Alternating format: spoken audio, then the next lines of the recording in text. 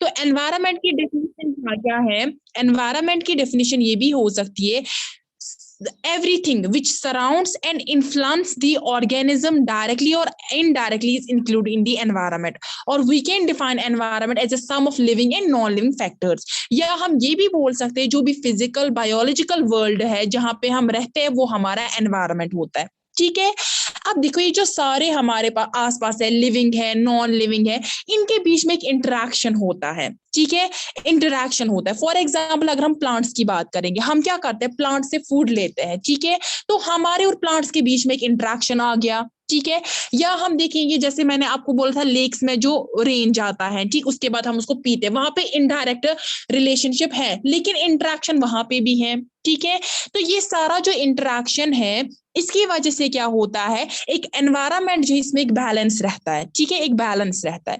लेकिन क्या होता है जो हम ह्यूमन बींग्स हैं हम क्या करते हैं, हम ये जो एनवायरमेंट है इसको चेंज करते हैं ताकि हम अपनी नीड्स को फुलफिल करें, जैसे फूड, क्लोथिंग है, हाउसिंग है, ठीक है, मकान बनाते हैं उसके कंस्ट्रक्शन के लिए जो जो हम करते हैं, या ट्रांसपोर्ट इंडस्ट्री के लिए। तो इस वजह से क्या होता है, एक होता है कंट्रोल्ड एक्टिविटीज, ठीक है, जिन पे कंट्रोल हो, लेकिन कुछ अनकंट्रोल्ड एक्टिविटीज। अनकंट्रोल्ड एक्टिविटीज मतलब हमें पता है हमें प्लांट जो होते हैं, ट्री जो होते हैं वो जरूरत लगते हैं, ट्रीज किस लिए जरूरत लगते हैं, शेल्टर के लिए जरूरत लगते हैं, ठीक है, वो पेपर बनाने के काम आते हैं, ठीक है, जो हमारे विंडोज वगैरह होते हैं, डोर्स, वो हम ट्री से बनाते हैं।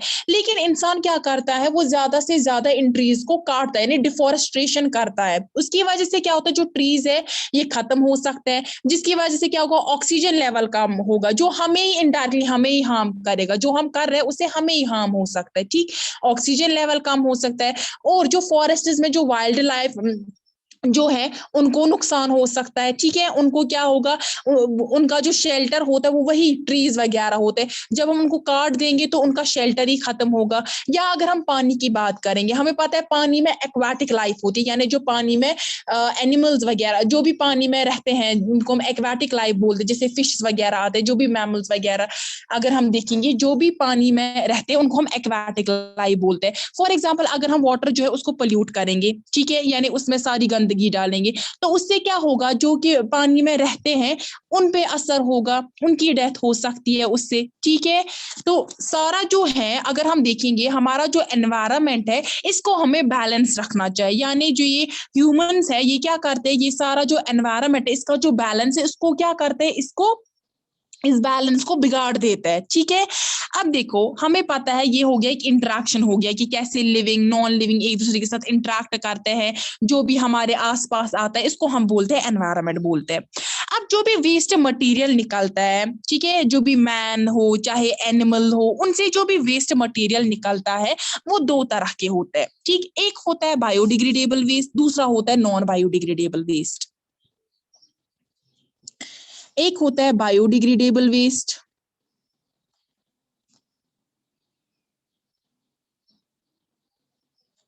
ठीक, दूसरा होता है नॉन बायोडिग्रेडेबल वेस्ट।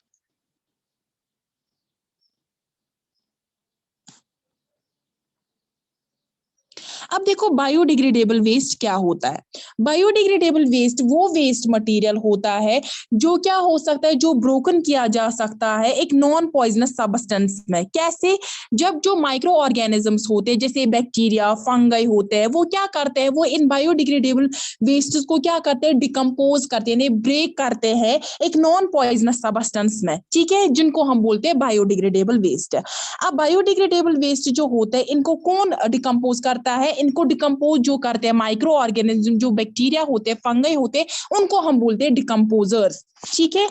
जैसे फॉर एग्जांपल अगर हम देखेंगे कैटल डंक है, ठीक है, या कंपोस्ट है। कंपोस्ट क्या होता है, देखो जो भी वेजिटेबल स्टफ निकलता है ना, जब वेजिटेबल्स वगैरह जो उनका छिलका वगैरह निकलता है उनसे मेन्योर बनाया जाता है, ठीक है, वो मेन्योर जो होता है उसको हम बोलते हैं कंपोस्ट बोलते हैं, उसी मेन्योर को हम बोलते हैं कंपोस्ट।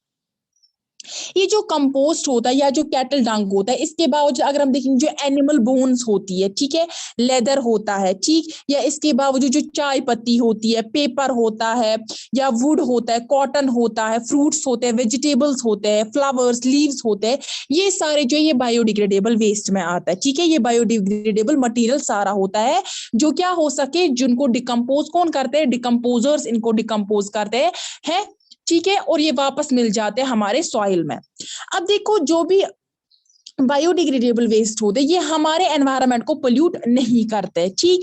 लेकिन जो ये नॉन बायोडिग्रेडेबल वेस्टेस होते हैं यानी जो ब्रोक डाउन नहीं होते हैं, सिंपलर सबस्टेंस या हम बोलेंगे हार्मलेस सबस्टेंस में जो हमें हार्म ना करे, या नॉन पॉइजनस सबस्टेंस, उनमें ये डिकम्पोज नहीं होते, इनको हम बोलते हैं non biodegradable waste. For example DDT, DDT का फुल फॉर्म क्या है, डाइक्लोरो डाइफिनाइल ट्राइक्लोरो इथीन।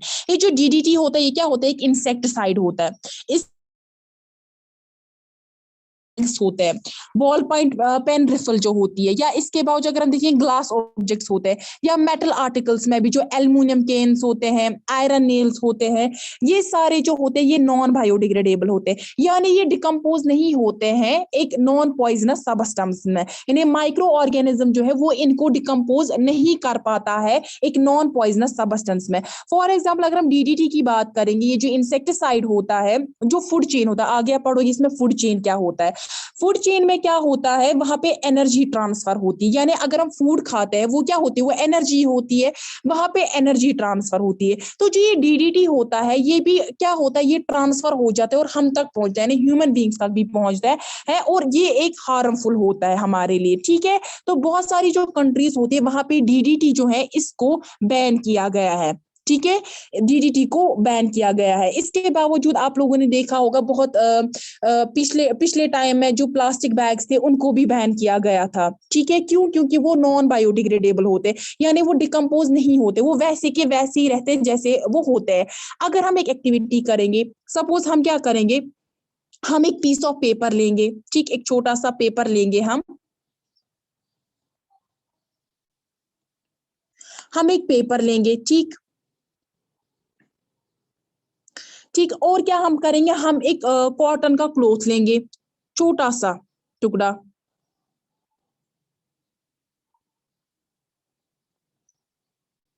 ठीक, या हम क्या और एक करेंगे, हम एक प्लास्टिक बैग लेंगे, यानी पॉलीथीन बैग हम लेंगे, ठीक है, पॉलीथीन बैग।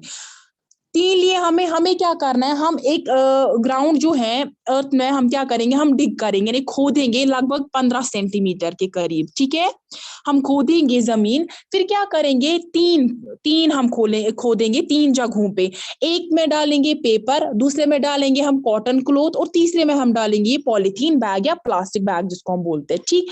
उसके बाद हम क्या करेंगे, उसके बाद हम वापस मिट्टी जो है उसके ऊपर डालेंगे।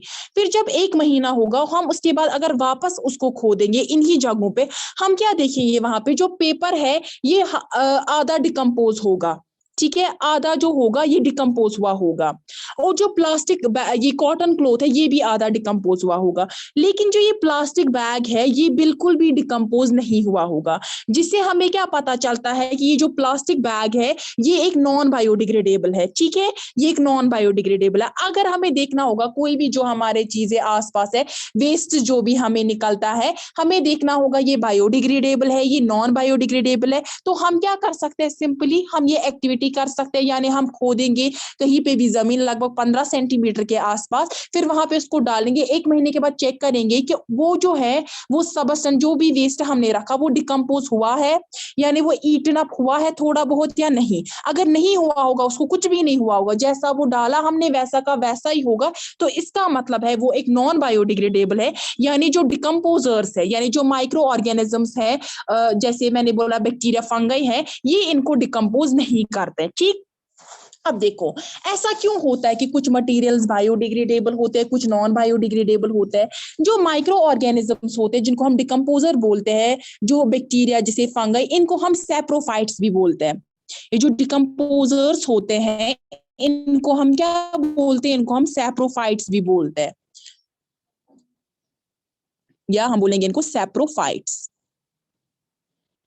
अब देखो ये जो डिकम्पोजर से सैप्रोफाइट्स होते हैं ये क्या करते हैं, ये हमारे एनवायरनमेंट में होते हैं, हमारे सॉइल में होते हैं। जैसे ही हम क्या करते हैं, जो भी वेस्ट मटेरियल होता है जो भी जमीन में जाता है, तो ये क्या करते हैं, ये एक सिक्रीशन निकलती है इनसे, ठीक है। वो जो सिक्रीशन होती है उससे क्या होता है, उससे डिकम्पोज हो जाता है वो मटीरियल। जो भी आप देखोगे, जैसे मैंने बोला नेचुरल मटेरियल जो होते हैं, जैसे पेपर होता है, ठीक, वो आसानी से इसको डिकम्पोज करता है। जो भी नेचुरल मटेरियल होता है उनको ये आसानी से ब्रेक डाउन करते हैं, डिकम्पोज करते हैं। लेकिन जो मैन मेड मटेरियल्स होते हैं, जैसे प्लास्टिक्स होते हैं, उनको ये डिकम्पोज नहीं करते हैं, ठीक। इस वजह से हम बोलते हैं क्यों बायोडिग्रेडेबल जो होते हैं वो नेचुरल प्रोडक्ट्स होते हैं, वो आसानी से डिकम्पोज करते हैं, उनको इनसे सिक्रीशन निकलती है जिनसे वो डिकम्पोज होता है। लेकिन जो भी मैन मेड मटेरियल प्लास्टिक जो होता है या पॉलीथीन बैग्स जो होते हैं, ये हम क्या करते हैं, ये हम बोलेंगे ये एक मैन मेड मटेरियल होता है, ये इंसान जो होता है वो खुद से बनाता है, तो ये डिकम्पोजर्स इनको डिकम्पोज नहीं कर पाते हैं, ठीक है। तो हमें क्या करना चाहिए, अगर हम शॉपिंग वगैरह कुछ भी करें तो हमें ज्यादा से ज्यादा पेपर, कॉटन क्लॉथ वगैरह इनका यूज करना चाहिए, ना कि प्लास्टिक बैग्स का यूज करना चाहिए, क्योंकि जो प्लास्टिक बैग्स है ये डिकम्पोज नहीं होते, ब्रेक डाउन नहीं होते और अल्टीमेटली अफेक्ट करते हैं हमारे एनवायरनमेंट को, ठीक।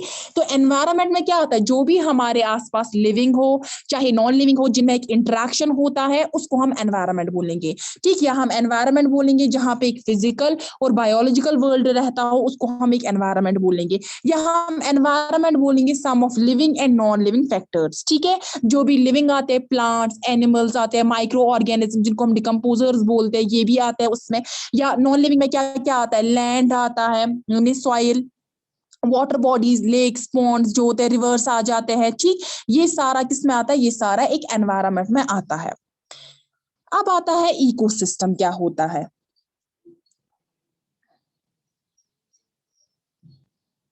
इकोसिस्टम जो भी कम्युनिटीज, हम बोलेंगे कम्युनिटी जो होती है लिविंग ऑर्गेनिजम्स की, प्लांट्स की, एनिमल्स की, ठीक है, जो इंटरैक्ट करते हैं एक दूसरे के साथ और उनका जो फिजिकल एनवायरनमेंट है जैसे सॉइल, एयर, वाटर, उनके साथ इंटरैक्ट करते हैं, ठीक। ये जो इंटरैक्शन होता है, जो भी ये इंटरैक्शन होता है लिविंग ऑर्गेनिजम्स के बीच में या इनका जो होता है नॉन लिविंग के साथ साथ जो इनका इंटरैक्शन होता है एक दूसरे के साथ, ये सारा जो होता है इसको हम बोलते हैं इकोसिस्टम। क्या बोलते हैं, इकोसिस्टम, ठीक। इकोसिस्टम जो होता है, यहाँ पे अगर हम देखेंगे जो लिविंग ऑर्गेनिजम्स होते हैं जैसे प्लांट्स होते हैं, ठीक है, वो किसके साथ इंटरेक्ट करते हैं, सॉइल के साथ इंटरेक्ट करते हैं ताकि उनको न्यूट्रिएंट्स मिले। सॉइल में क्या क्या न्यूट्रिएंट्स होते हैं, नाइट्रोजन होता है, फास्फोरस होता है, ठीक। एयर के साथ साथ कैसे इंटरेक्ट करता है, एयर के साथ साथ ये कार्बन डाइऑक्साइड लेता है उससे, ठीक है। या इसके बावजूद अगर हम देखेंगे वाटर बॉडीज के साथ साथ क्या करता है, वाटर बॉडीज के साथ साथ भी ये इंटरैक्ट करता है, ठीक। तो वहां पे क्या होता है, जैसे प्लांट्स अगर हम देखें, प्लांट्स एक प्रोसेस दिखाते हैं फोटोसिंथेसिस, जहां जिसको हम बोलते हैं फोटोसिंथेसिस में क्या करता है प्लांट, ये कार्बन डाइऑक्साइड एयर से लेता है, ठीक है, उसके लिए।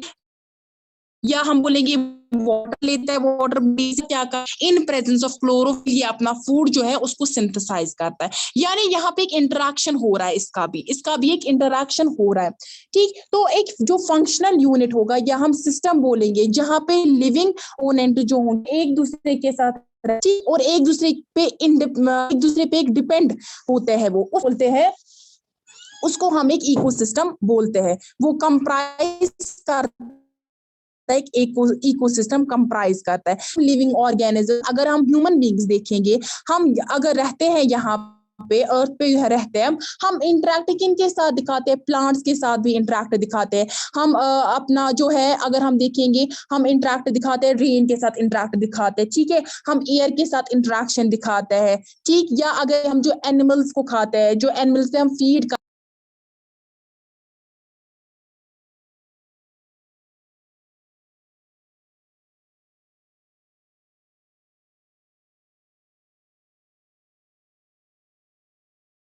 जो भी होते हैं प्लांट से जो भी हम फूड लेते हैं, तो हम प्लांट्स पे भी डिपेंड करते हैं, ठीक है। के बावजूद ये वाटर, हम वाटर बॉडी पे भी डिपेंड करते हैं, ठीक है। या अगर हम देखेंगे एनिमल्स जिन पे हम फीड करते हैं जैसे गोट वगैरह स्पीशीज, एक अकेला जो है, जैसे मैंने ह्यूमन बींग्स की एग्जांपल ली, हम अकेले इस अर्थ पे नहीं रह सकते, यानी हम डिपेंड करते हैं दूसरे पे, हम इंडिपेंडेंटली एग्जिस्ट नहीं कर सकते। ये सारा जो है जहाँ पे लिविंग और नॉन लिविंग कंपोनेंट्स एक दूसरे के साथ रहते हैं और एक दूसरे पे डिपेंड करते हैं, इसको हम बोलते हैं इकोसिस्टम। तो इकोसिस्टम में क्या होता है, सारे कम्युनिटीज आते हैं, प्लांट्स एनिमल्स आते हैं, ठीक, और नॉन लिविंग एनवायरनमेंट भी आता है, जैसे सॉइल एयर वाटर आता है, ये सारा इकोसिस्टम है। तो इकोसिस्टम क्या हम डिफाइन कर सकते हैं, इकोसिस्टम बोल सकते हैं यूनिट होता है लिविंग थिंग्स का, ठीक, इकोसिस्टम होता है एक यूनिट होता है लिविंग थिंग्स का। लिविंग थिंग्स में क्या होता है, प्लांट्स एनिमल डिकम्पोजर्स और उनके नॉन लिविंग एनवायरनमेंट का, फॉर एग्जाम्पल जैसे सॉइल एयर और वाटर, ठीक, ये सारा होता है इकोसिस्टम। अब देखो इकोसिस्टम जो है इसको फंक्शन करने के लिए सनलाइट की जो सनलाइट से हमें एनर्जी मिलती है वो बहुत ज्यादा जरूरी होती है। फॉर एग्जाम्पल अगर हम लेंगे एक इकोसिस्टम की एग्जाम्पल लेंगे, ग्रासलैंड होता है, एक ग्रासलैंड होता है, ये भी एक इकोसिस्टम है। अगर हम देखेंगे फॉरेस्ट, ये भी एक इकोसिस्टम है। एक डेजर्ट, ये भी एक इकोसिस्टम है। माउंटेन्स जो होते हैं ये भी एक इकोसिस्टम होता है, ठीक, पॉन्ड्स जो होते हैं ये भी एक इकोसिस्टम, ऐसे लेक रिवर सी, ये सारे इकोसिस्टम है। जब हम बोलते हैं कि पॉन्ड जो है ये या लेक ये एक इकोसिस्टम, इसका मतलब क्या है, इसका मतलब है इसमें सारे एक्वाटिक लाइफ आएंगे। एक्वाटिक लाइफ यानी जो प्लांट्स और एनिमल्स कहाँ पे रहते हैं, पानी में रहते हैं, वो सारा इसमें आएगा, ठीक। अगर हम देखेंगे फॉरेस्ट की बात करेंगे, हम बोलते हैं फॉरेस्ट जो होता है ये भी एक इकोसिस्टम, यानी फॉरेस्ट में जो भी लिविंग नॉन लिविंग रहते हैं, ठीक, फॉरेस्ट में क्या क्या लिविंग रहते हैं, जो भी वाइल्ड लाइफ रहते हैं, एनिमल्स रहते हैं या प्लांट्स रहते हैं, ठीक, या इसके बावजूद फॉरेस्ट में भी जो सॉइल एयर आता है ये सारा नॉन लिविंग आता है, ठीक, ये सारा जो होता है ये एक इकोसिस्टम में आता है, यानी फॉरेस्ट भी एक इकोसिस्टम है। ऐसे अगर हम डेजर्ट की बात करेंगे, डेजर्ट भी एक इकोसिस्टम है, ठीक। ऐसे क्या बोलेंगे हम, जो ग्रास लैंड है ये भी एक इकोसिस्टम है। माउंटेन जो होगा ये भी एक इकोसिस्टम है। अब देखो जो ये डेजर्ट है, ग्रास लैंड है, फॉरेस्ट है, क्रॉप फील्ड है, माउंटेन्स जो है, ये सारे रिप्रेजेंट करते हैं टेरेस्ट्रियल इकोसिस्टम। टेरेस्ट्रियल मतलब लैंड बेस्ड होते हैं, यानी अगर हम फॉरेस्ट की बात करेंगे, फॉरेस्ट जो होता है ये कहाँ पे होता है, जमीन पे होता है, इसलिए हम इसको बोलते हैं टेरेस्ट्रियल। लेकिन हमने अभी देखा पॉन्ड, पॉन्ड क्या होता है, एक्वाटिक बेस्ड होता है, यानी ये एक्वाटिक इकोसिस्टम होता है, ठीक है। एक्वाटिक मतलब यहाँ पे पानी में रहते हैं, ठीक है, ये वाटर बेस्ड इकोसिस्टम होता है। या रिवर देखेंगे, सी देखेंगे, ये सारे क्या होते हैं, या एक्वेरियम, एक्वेरियम क्या रिप्रेजेंट करता है, ये सारे रिप्रेजेंट करते हैं एक्वाटिक इकोसिस्टम जो वाटर बेस्ड होते हैं, ठीक। अब देखो बहुत सारे क्या होते हैं, नेचुरल इकोसिस्टम्स भी होते हैं या मैन मेड भी होते हैं। मैन मेड को हम दूसरा नाम क्या बोलते हैं, आर्टिफिशियल भी बोलते हैं। अब आर्टिफिशियल में क्या क्या एग्जांपल आ सकती है, क्रॉप फील्ड यानी एग्रीकल्चरल लैंड्स, वो हम खुद बनाते हैं, ठीक, या हम बोलेंगे गार्डन्स, वो भी हम खुद ही बनाते हैं, पार्क जो भी है खुद बनाते हैं। एक्वेरियम जो है वो कौन बनाता है, वो इंसान खुद ही बनाता है, ये भी इकोसिस्टम होता है, क्योंकि आप एक्वेरियम में देखो, एक्वेरियम क्या क्या होते हैं, छोटे छोटे प्लांट्स होते हैं, ठीक है। या अगर हम देखेंगे वहां पे क्या होता है, वहां पे पानी होता है, पानी के साथ साथ वहां पे फिशेस होते हैं, यानी वो भी कंप्राइज करते हैं लिविंग और नॉन लिविंग, ठीक है। तो इसको भी हम एक इकोसिस्टम बोलते हैं, लेकिन इसको हम बोलेंगे एक आर्टिफिशियल इकोसिस्टम है। ऐसे एग्रीकल्चर लैंड जो होगा, एग्रीकल्चरल लैंड पे जो भी प्लांट्स वगैरह होते हैं वो हम इंसान क्या करता है, वो खुद बनाता है, इसलिए इसको हम बोलते हैं आर्टिफिशियल इकोसिस्टम बोलते हैं हम।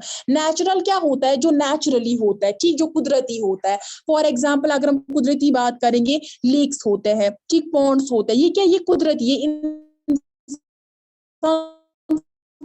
खुद नहीं बना सकता है, ठीक है। ये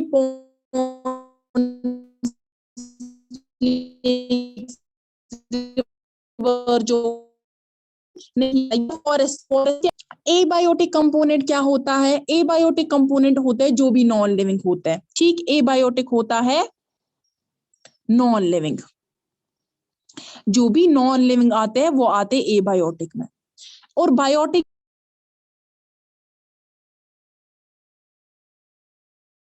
बायोटिक जो होता है ये क्या होता है, इसमें आता है लिविंग आता है, ठीक है, इसमें आता है लिविंग। अब अगर हम देखेंगे लिविंग कंपोनेंट्स आते हैं, एबायोटिक कंपोनेंट जो होता है इकोसिस्टम का, इसमें क्या आता है, इसमें नॉन लिविंग आते हैं। जैसे फिजिकल एनवायरनमेंट जो है, सॉइल है, वाटर है, एयर है, और या इसके साथ साथ जो भी सबस्टेंसेस होते हैं, जैसे कार्बन डाइऑक्साइड है, नाइट्रोजन, ऑक्सीजन है, वाटर, फॉस्फोरस, सल्फर, ठीक है, एक सेकेंड।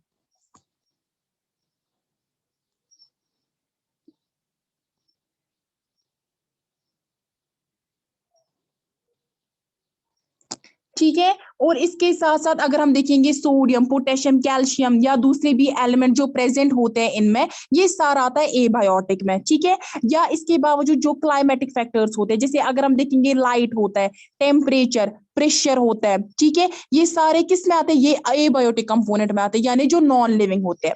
अब आते हैं बायोटिक, यानी जो लिविंग होते हैं।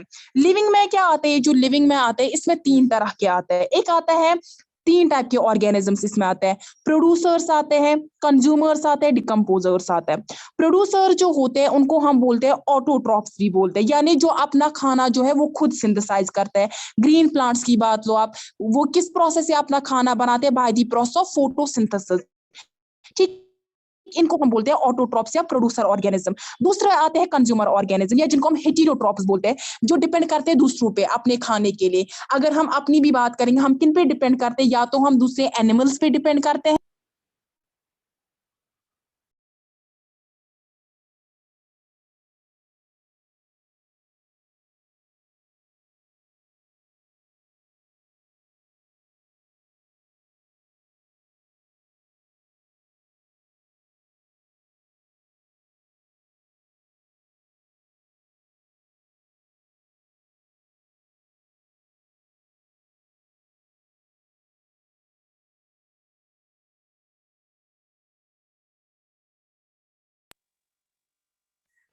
ठीक, उसके बाद आता है डिकम्पोजर ऑर्गेनिज्म। डिकम्पोजर जो होते हैं, मैंने आपको इसका नाम, दूसरा नाम क्या बोला, सैप्रोफाइट्स भी होते हैं, यानी जो भी वेस्ट निकलता है, जो भी डेड एनिमल्स होते हैं, ठीक, या जो भी डेड प्लांट्स होते हैं, ये डिकम्पोजर्स क्या करते हैं, ये उन पे फीड करते हैं, ठीक है।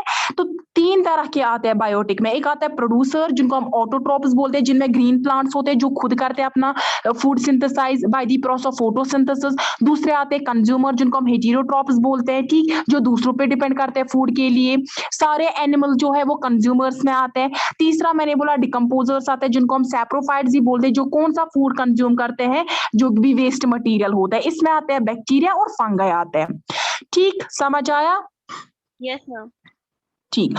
अब देखो ये इकोसिस्टम जो है ये फंक्शन कैसे करता है। इकोसिस्टम जो होता है, हम मैंने आपको बोला इकोसिस्टम में जो भी लिविंग है, अगर ह्यूमन बींग्स है, हम एग्जिस्ट अलोन यहाँ पे एग्जिस्ट नहीं करेंगे, ठीक है।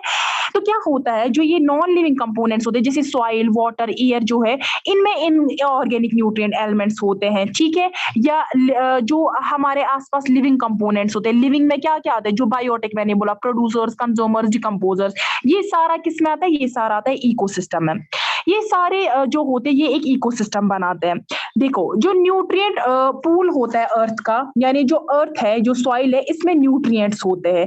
या वाटर की बात हम करेंगे, एयर की बात हम करेंगे, या अगर हम देखेंगे जो कार्बन डाइऑक्साइड और वाटर होता है। जो ग्रीन प्लांट्स होते हैं ये क्या करते हैं, ये इस कार्बन डाइऑक्साइड, वाटर लेते हैं in presence of A sunlight, यानी सनलाइट जो होता है ये एक प्राइमरी फैक्टर होता है इकोसिस्टम में, जिससे एनर्जी मिलती है इनको। ये क्या करते हैं, इस सनलाइट की प्रेजेंस में कार्बन डाइऑक्साइड जो ये एयर से लेते हैं, और जो वाटर होता है वाटर बॉडी से लेते हैं। उसके बाद क्या करते हैं, उसके बाद ये सिंथेसाइज करते हैं इसे फूड मटीरियल क्या, यानी कार्बोहाइड्रेट्स यहाँ से बनाते हैं ये। तो प्रोड्यूसर्स क्या करते हैं, ये जो ग्रीन प्लांट्स होते हैं जिनको हम प्रोड्यूसर्स बोलते हैं, ये ट्रैप करते हैं सोलर एनर्जी को। उसके बाद क्या करते हैं, फूड सिंथेसाइज करते हैं। और हम जो होते हैं कंज्यूमर, जो एनिमल्स होते हैं, ये अपनी एनर्जी डायरेक्टली या इनडायरेक्टली किन से लेते हैं, प्लांट से ही लेते हैं। यानी हम जो वो प्लांट्स खाते हैं वो हमें क्या देते हैं, वो हमें एनर्जी देता है, वो फूड, वो डायरेक्ट होता है। लेकिन अगर हम देखेंगे इनडायरेक्ट का मतलब क्या है, हम ह्यूमन बींग्स, हम प्लांट्स भी खाते हैं, हम वो डायरेक्ट खाते हैं। फॉर एग्जाम्पल एनिमल जो होते हैं दूसरे, गोट, वो क्या करता है, वो खाता है यही, क्या खाते हैं, प्लांट्स खाते हैं। और हम फिर क्या खाते हैं, हम उस गोट को खाते हैं, यानी हम इनडायरेक्टली किसको खाते हैं, वो प्लांट्स को ही खाते हैं हम इनडायरेक्टली, ठीक है। इसी को हम बोलते हैं डायरेक्ट या इनडायरेक्टली हम एनर्जी किन से हासिल करते हैं, इन्हीं प्रोड्यूसर्स या ग्रीन प्लांट से हम एनर्जी को हासिल करते हैं, ठीक है, समझ आया? Yes ma'am. ठीक, तो आज के लिए इतना ही। इंशाल्लाह हम कल इससे आगे पढ़ेंगे, ठीक है। Okay ma'am. ठीक है, चलिए, अल्लाह हाफिज। ओके मैम, अल्लाह हाफिज।